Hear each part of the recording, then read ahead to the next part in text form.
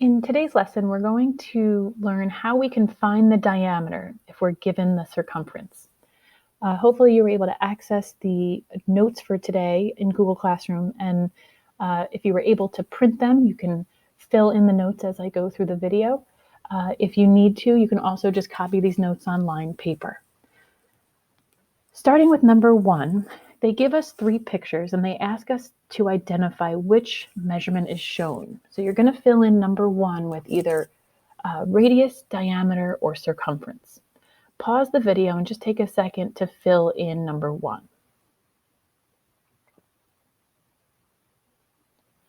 Hopefully you had a chance to notice that in number 1A, you're given a wheel and you're given the distance across the wheel through the center. So that would be an example of the diameter of the circle.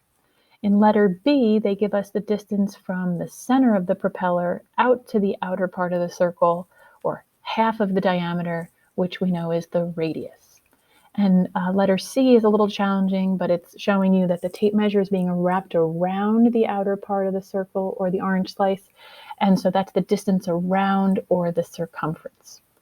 Now, based on those measurements, what they want you to see is that you can find other measurements of the circle. So for number 2A, if you're given the diameter of the circle, I know I can find the radius because I know the relationship between the radius and the diameter. I can also find the circumference because I know the formula for circumference is C equals pi d. So I have enough information to find the radius and the circumference. For number 2B, similarly, if I know the radius, I can find the diameter and then also find the circumference. So the hard one is letter C. We haven't done this yet, but if you're given the circumference around the circle, there is a way to work backwards to find the diameter.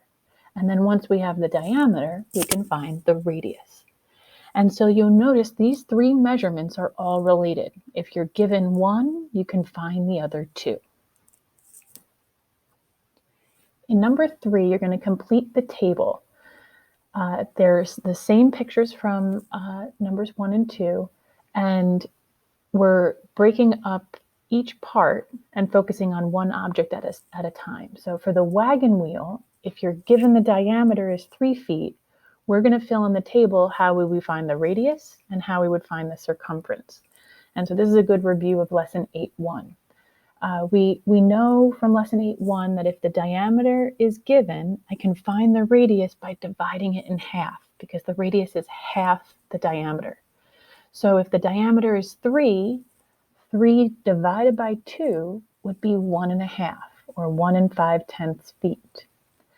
You don't necessarily need to show the whole formula if you know how to do it in your head, but it is helpful sometimes to write out 3 divided by 2 equals 1 5/10 feet. Make sure you include a label.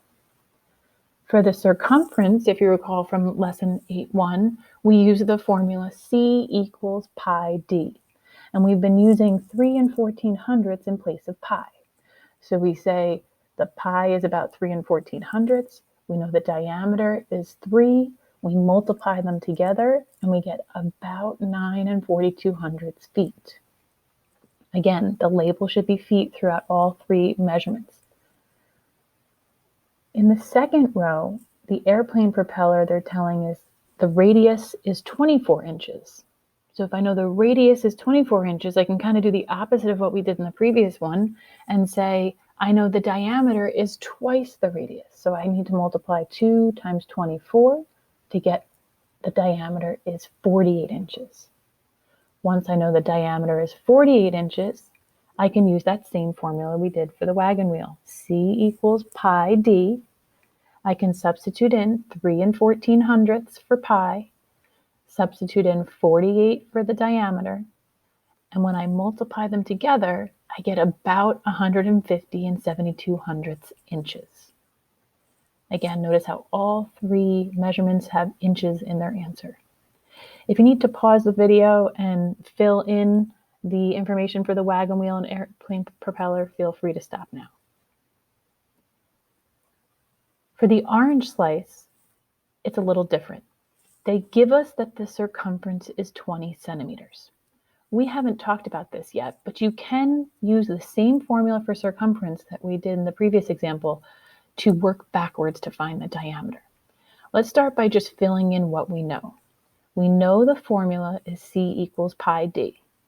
We know the circumference is 20, so I'm going to substitute that in for the C. And we know that we can use 3 and 1400ths for pi. The part we don't know is the diameter, so that stays a variable, like d. And I end up with 20 is about equal to 3 and 1400ths times d. Now, if I want to get d by itself, I need to do the opposite. I need to divide by 3 and 1400ths to cancel that out. And so I end up dividing both sides by 3 and 1400ths. 20 divided by 3 and 1400ths is about 6 and 3700ths. The 3 and 1400ths cancel out, and I'm just left with 1d, or just d. And so the diameter is 6 and 3700ths centimeters. And now if we look back, all we really did was divide the circumference by 3 and 1400ths to get the diameter. Now, if we know the diameter is 6 and 3700ths, then I know the radius is going to be half that, so I divide by 2, and you get about 3 and 185 thousandths centimeters. Again, if you need to, pause the video to finish filling those in. In example 1, they tell us the circumference of a circle is 18 and 8400ths centimeters, and they want us to find the diameter. They tell us to use 3 and 1400ths for pi. So we're going to start with that formula, C equals pi d, and we're going to fill in what we know. We know the circumference is 18 and 8400ths centimeters, so that's going to go on the left-hand side. We're going to use 3 and 1400ths in place of pi, but we don't know the diameter, so that stays the variable d. If I see that it's 3 and 1400ths times d, I want to do the opposite to both sides, so I divide by 3 and 1400ths. 18 and 8400ths divided by 3 and 1400ths gives me 6. And so I get 6 on the left-hand side is about equal to the diameter, or d. I tend to rewrite it with the variable on the left, so it looks like d is about equal to 6 centimeters, so that I can include the label in my answer, because you need to include a label. And that's it. In example 2, same scenario, they give you the circumference of a circle is 12 and 5600ths inches. This time they want us to find the radius. So they still tell us to use 3 and 1400ths for pi, and we're still going to start this the same way as example 1, but there's going to be an extra step at the end. So I start with C equals pi d. I substitute in the circumference. 12 and 5600ths is about equal to 3 and 1400ths times d. I divide both sides by 3 and 1400ths. And 12 and 5600ths divided by 3 and 1400ths gives me 4. And so I know the diameter is about 4 inches. The thing is, they're asking me for the radius. So the extra step here is, if I know the diameter, or the distance across the circle, is 4, they're only asking me for half that, or the radius.